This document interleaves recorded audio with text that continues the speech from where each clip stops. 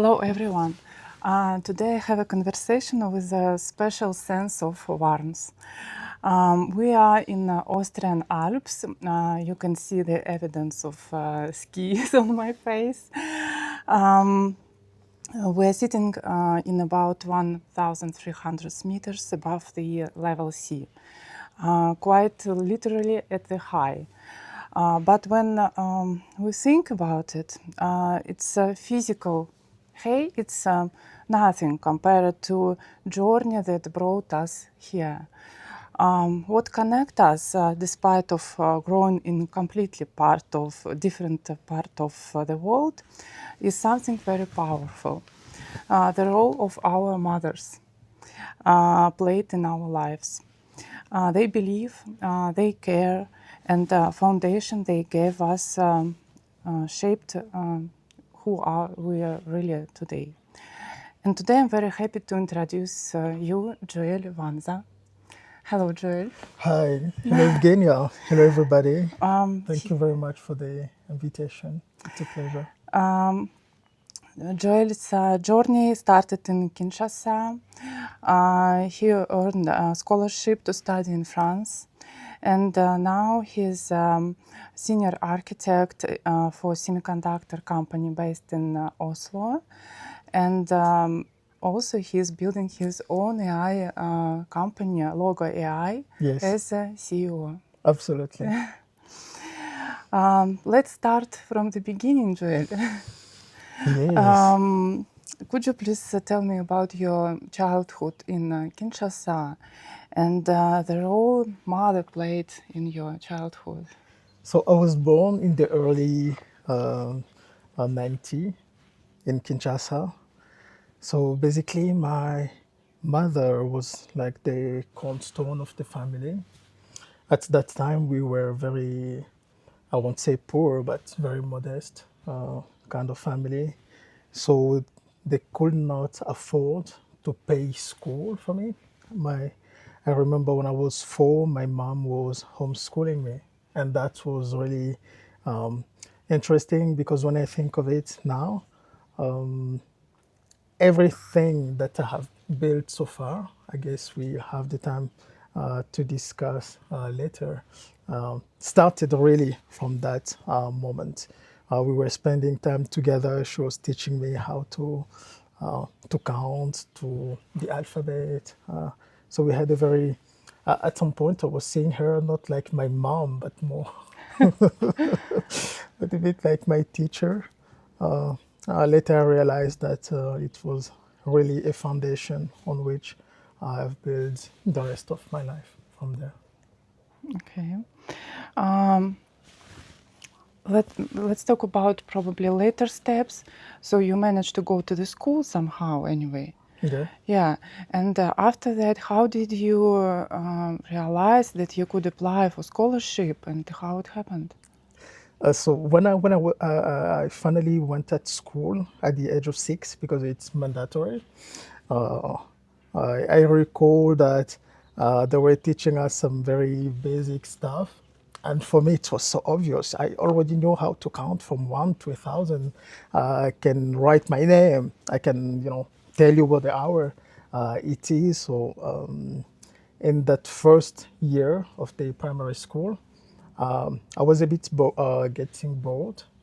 So my mom and the director of the school, they decided that yes, maybe I need to skip one class at some point, and that happened. And I went to the secondary degree.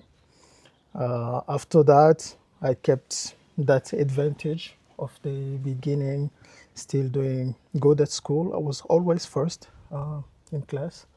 So it was obvious that you need to go further, but my mom was always telling me, I cannot afford to pay you university, not even here in Kinshasa. Of course, you cannot even think of going outside anywhere uh, in in Europe or in the US, Canada, and so on.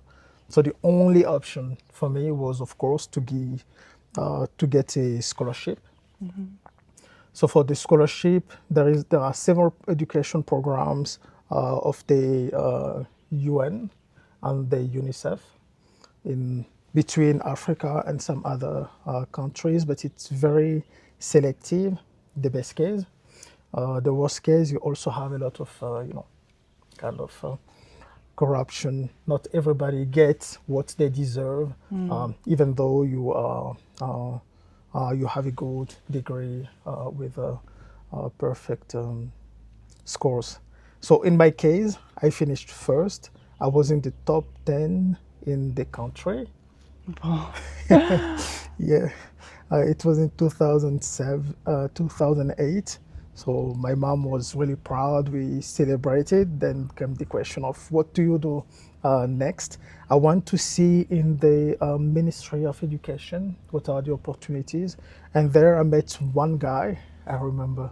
I've been lucky in my life because I always had one guy, one person that is kind enough to open the doors when it was not necessarily possible. So that guy saw me. He was like, "You are smart. I can help you. I can help you." So he took my case, my file, and he put it together, and I got a scholarship to go study in Algeria. Yes. So I moved to Sidi Blabès in Algeria in 2008. And I moved to Algiers, which is the city capital, 1 year after to continue on the license degree, computer science. And after that, And after that, so I was also very good at school. This based on from my primary education with my mom because she really taught me how to be good at school. It doesn't mean you need to be smarter necessarily. You just need to be prepared. To be prepared means you need to anticipate the next class. So I kept the same kind of methodology that she taught me all along. So I was always ahead preparing my class. So I finished also first at the University of Alger in Algeria.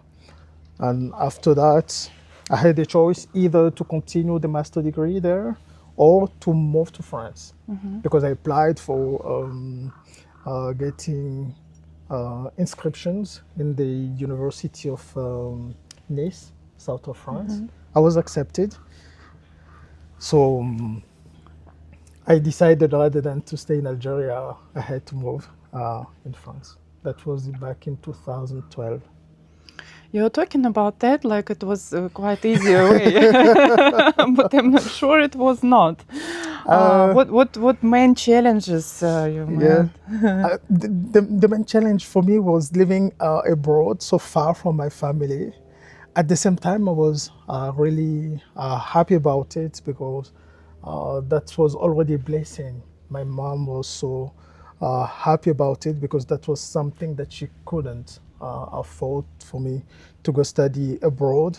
And the fact that I had a scholarship, so I was already happy just to be there.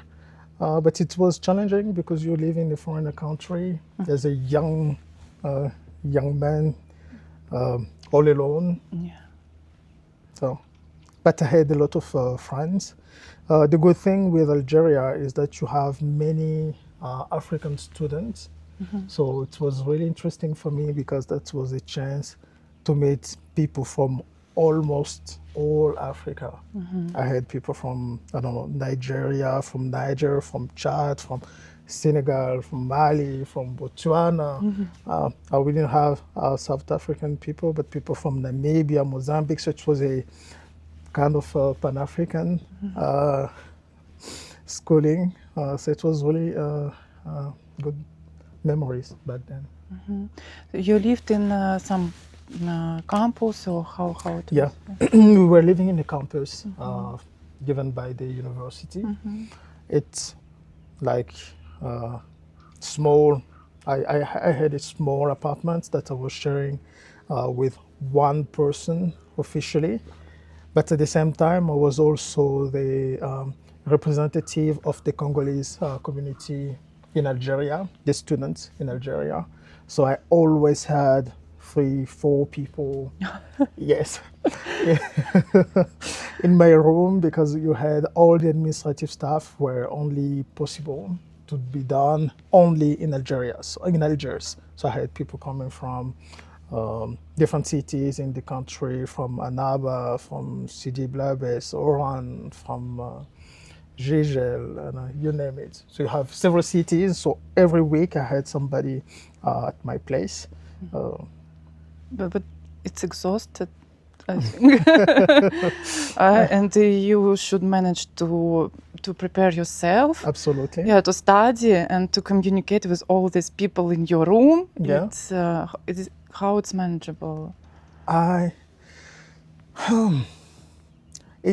Now that when I think of it, I can see how kind of challenging the perception can be.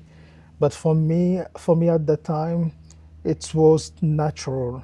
It was natural because sharing your experience, sharing your knowledge was a part of the culture where I come from. You always share. Even at school, I remember was teaching my colleagues like, okay, you understood that stuff. Can you please explain us?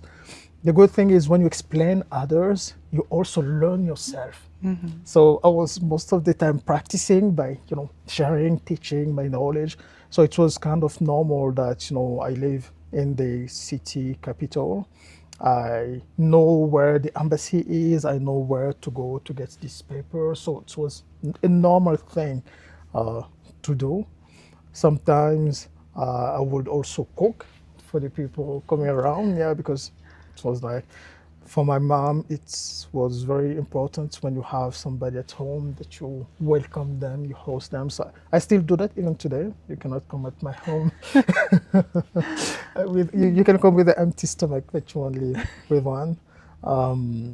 It sounded natural, but when I look back, yes. And I've made a lot of friends. I'm known in the community of this generation of students like me who came through Algeria for the university studies. Do you have some meetings or probably online meetings with your community? So with the community, some of them come back to the country in Kinshasa, different locations.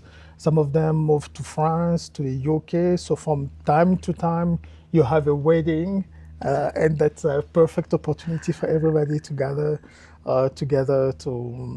We are kind of bound for life because it was not an easy experience living abroad in a totally different culture. But being together was a kind of, I remember all the summer we were going to a city that was a little bit more open in terms of culture in this region of Algeria called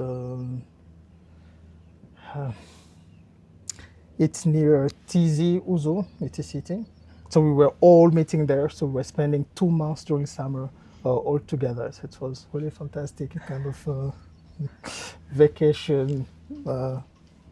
That's amazing. Yeah. Because now we also have a kind of vacation with the alumni from executive Absolutely. MBA program. Yeah, and also I hope it's a bond for forever, for longer time. Absolutely. Yeah. You have PhD degree. Yes. In which science? I have a PhD degree in electronics. That happens when I moved in south of France. I had several choices to go in France when I finished my license degree in Algeria. So my thinking was Nice was a kind of technopole, and I liked very much the Mediterranean, climate. I'm not going north. I'd prefer to stay in the Mediterranean Sea. So Nice was the perfect place. So I went there. I started a master degree in computer science as well, electronics specialty. When I finished, I also finished first. So I had a chance of either doing a PhD degree with the university or I can also find another one with a company. So I was not decided yet if I really wanted to do the academic uh, career or I wanted to go to the industry. So mostly working for companies like Samsung, for companies like Apple, Nvidia. Those are some of the big known semiconductors companies out there. I was lucky enough to find an internship in a company called Bull in France, in Grenoble, so not far from here, on the other side of the Alps. So what's happened is I did an interview with the same company in south of France, but it was mostly software oriented. So it's funny because today semiconductor is really, quite popular today. Back then, it was very difficult to find a job. So they told me, you know what, we'll keep your CV. If anybody else is interested, maybe we will call you back. So I was like, that's never happened. It's a way just to say, Yeah. thank you and bye. I was called a few weeks later by somebody saying, you know what, we saw your resume, your background in electronics could be very interesting for us. Are you interested for an internship with us? I moved there. It was in Grenoble, 2014. So after 6 months of internship, they proposed me to continue the PhD. So exactly the type of PhD I wanted. I always dreamt of being a doctor someday. So You still have a time. yeah, so that was the perfect opportunity for me to pursue a PhD studies. So then it was about the architecture of big data centers that we called supercomputers. So supercomputers are used for several applications. For instance, in France, one of the primary applications of supercomputers is to perform all the simulations regarding the nuclear program, for instance. Because instead of doing, trials in the nature, we compute, the science behind, so we don't have to destroy the environment. But you need a tremendous amount of computing capacity to do that. So you have very specific type of architecture that you can do. And now you also work in semiconductors as Yes. architecture. So yeah, you had a great career. Overall, yes. Yeah. I was really lucky. I was lucky because, as I told you, that internship was, again, one person who saw me, was like, yes, I like your profile, but you know what? Maybe we will call you back if somebody in the house calls you.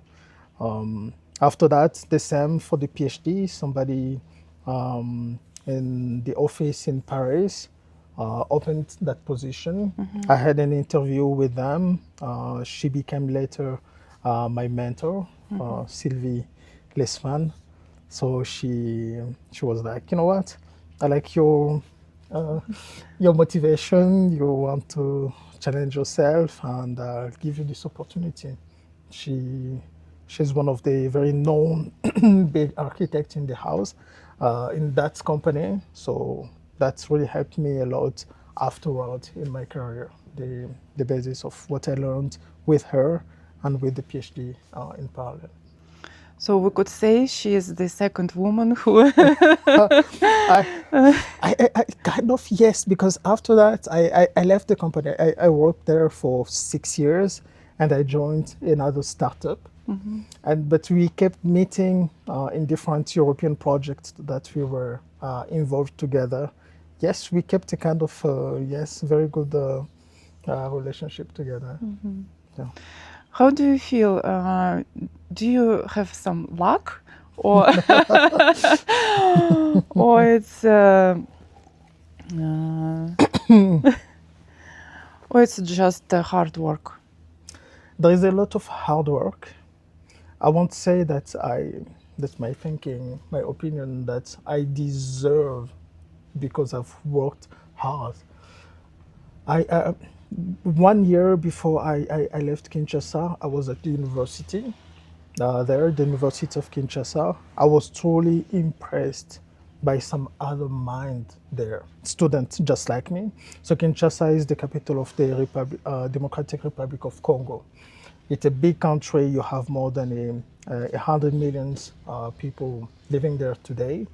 So you have the best mind of the country coming at that university. So there is a selection process before you get in. So I was truly impressed because I was thinking of myself like a smart person before, but when you go there, you feel like, oh my God. And, not all of my friends back then have had a similar path, I would say. So it's not as if I deserve because I was the best. I've seen people better than me. I've seen people stronger than me in math, in physics, in all of those, engineering skills. So I try to remain humble about it because, of course, there's a lack factor. Meeting the right person. What I see is there is always somebody that can help you or that can support you, but this person needs to be motivated by you. Yeah. So if you keep working, you keep, wanting something that can be a source of motivation for somebody to say, you know what, your attitude is the right one. Yeah. Let's talk about your own project. Oh, Yeah. When I first time met Joël, he pitched his project. It was one of the tasks during the MBA program. yes. And I thought I choose between your project and the other one, but yours, and that time seems for me kind of a bit fantastic. But I still have regrets that I didn't join Oh, it's all right. your company. Tell me about the idea itself. How did you came to that, and what's going on now? So the idea is very simple. Logoi.ai, we are specialized in real-time translations. So it means you have the constraints of translating the content when it's being created. So for instance, now that we're having this conversation fully in English, we can only have it because you speak English, I speak English, and we can, talk together. Assuming you were in Kinshasa and you wanted to connect with the locals there, you won't have any common language. So if technology could help to connect, you meet somebody, you're speaking, and they can understand, and the same for them. That was the vision behind. So of course you would say, oh, we can use Google Translate, but some places you don't necessarily have internet. Mm-hmm. So we need to develop models that are smaller enough to fit on your mobile phone, to fit on maybe some other wearable devices. So you can still have it working offline. So that was the initial idea, and I could see the picture technologically, how to achieve it. So today we have the MVP, the minimum viable product out there. People are testing it. Right now we are in India, targeting top 5 languages in India. Mm-hmm. Yeah. Okay, and what needed to use this product? What do you I mean, mean? microphone, headphone, some Today, app. What? today we have several options. So you can use it on your laptop, you can use it on your phone, and that's it. Your own earset can become the translator. So typically, if you have two, you can keep the right one, you give the left one to the other person, and when you speak, they can listen the translation, and when they speak, you also Online, online without latency. Online meaning for internet. So if you're not at the same location, for instance, right now we're working with an NGO that has working with orphanages in some places in Africa, translating, for instance, from Swahili to Norwegian. So they can only discuss online. So you have internet connection in between, but you can also have it in real life. Like you and I here, we can also test the product and it will work. Okay. How do you manage to do you're a very responsible person. And every time I see you, even if it's vacation, you are working. Probably that's the answer, but anyway, how do you manage to build your career and work in your main, let's say, company and to spend the time for your project? I'm passionate about technology. That has been my dream to work in that field. I was lucky enough to do the right studies, to have the career in the right companies so far. So that was a tremendous uh, chance for me to do what I like. So I don't feel like working. You're right. Even here, I still have some stuff that I need to do. But today we also have a lot of technologies with AI that support, the efforts. I don't need to be there all the time, but I can give the right instructions that can be done. Okay. Yeah. So I work. I have a full-time job in this semiconductor company in Oslo as a senior architect. I love what I do there. The good thing in Norway, you have a very great in terms of personal life and time balance. So I can go in the office, spend 8 hours there, and I have the rest of the day for myself to drive my company. And I also have a team. So that the good thing, I'm not all alone. I have a team of also passionate team members doing their part. So the effort is moving on. How big is your team? I right now at some point we had more than 10 people, especially the technical engineering part. So now that the MVP is finished, the team is mostly the chief of operations, the marketing, and the sales. Okay. And how are you going to get investments? So for investors, you need to show the traction of users, and the use case need to be truly validated, tested on the market. So this is what we are doing. We are targeting niche languages. Of course, the tool, if you go to logoi.ai, you can use it for English to Italian, English to French. But our main target is really to work with languages that are not very well supported by the current large language models. So we started in India because you have the number, a lot of people, where we can also collect feedback to improve our data data lake and data about those different languages. After that, we are also targeting mostly eastern side of Africa, where you have many people speaking, for instance, Swahili. So this is the project I'm working on with this NGO in Norway, where we are connecting two sides of the world from different languages. So the idea is at some point, this will create value that will be interesting for some companies, big companies that don't have necessarily the time to target those niche languages, and we can find investment for that. Okay. As I understand, in the main languages, you already have competitors. Competitors, yes, you have competitors you have Apple now. They are also doing translation, but you need to have Apple equipment, which are not necessarily cheap. Yeah. Our solution is already there and available for everybody for the cost of what you've already paid. That means if you already have a phone and earphones, that's good enough for our live translation. Okay. That's all you need. Yeah. Super. How do you think what help you to live your life, let's say? What's specific in your personality, your character?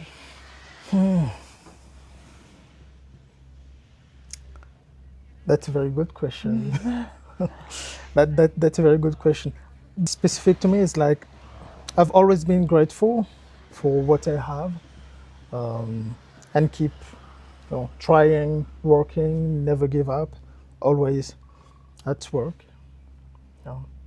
And this is something that I've learned with my mom, because she's always has been there, like pushing me in the right direction, being mindful, being being grateful of opportunities that life give us. So anything that you have a chance to do, you need to make sure that you do it 100% with your heart. And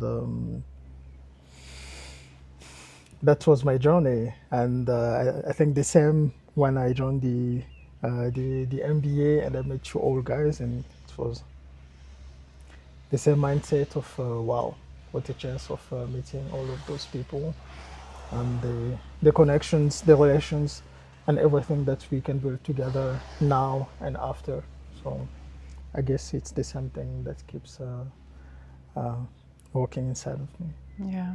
Also, I would like to add that you're a very kind person, and going through all these challenges, it's so important to keep this kindness inside, to still love people, and to be open.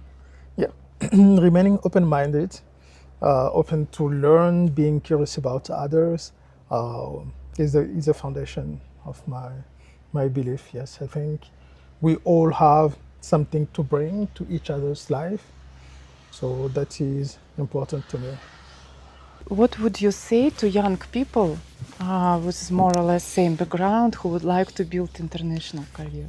Have the good attitude. Have the good attitude.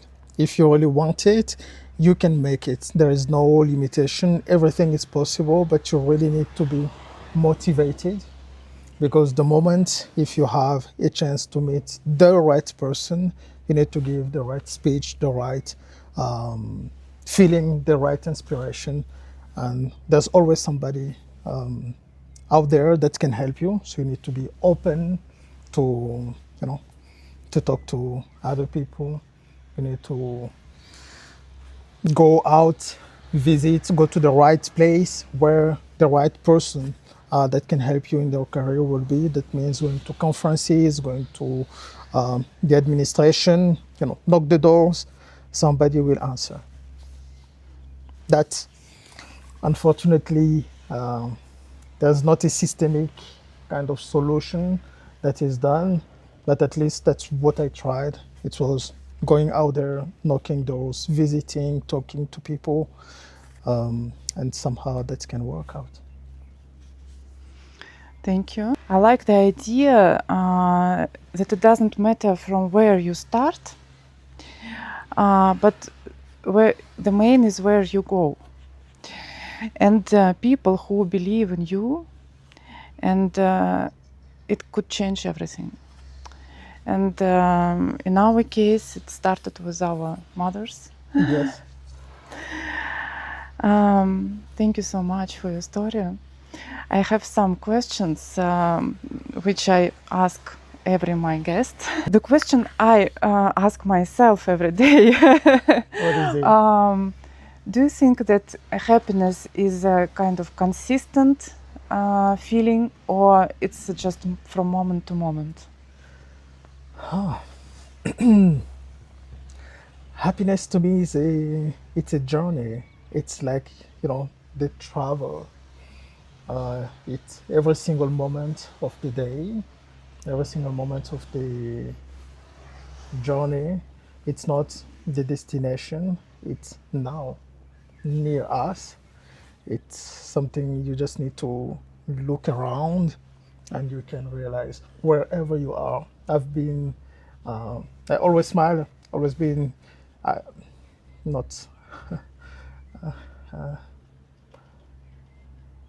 most part of my life I've always been happy, including when I was back in the country with my family. We had not much, but we were very happy.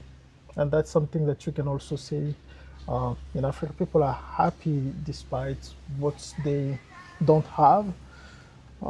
Fortunately, in Europe, sometimes I see people sad when they have food, they have healthcare, they have everything. So maybe that's the reason why you can be unhappy. But it's something you need to look around you. There are a lot of reasons to be happy for. Being alive is one of them. Being healthy is one of them. What talent you would like to have? Talents I would like to have. My number one dream was to be a mathematician. I don't do mathematics, but that was my dream, being a mathematician professor. It's not a talent, but that's like I didn't have a chance to pursue that career. So if I have a dream, I will be a talent. I would say being a pianist. I wish I had a chance to learn when I was younger. I wish I had that chance. What is your motto? My motto, do I have one? Motto, what do I always say?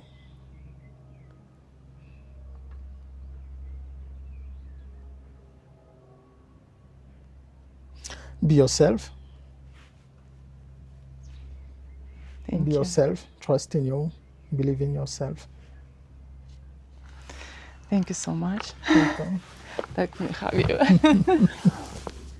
Thank you. Thank you very much, Evgenia, for the invitation. It Yeah. was a pleasure to share a little bit of this story with you all. Thank you very much. Yeah, it's quite inspiring for me, especially. Hope for you, you will find something useful for your life. Thank you. Thank you for this conversation. Bye. Bye-bye.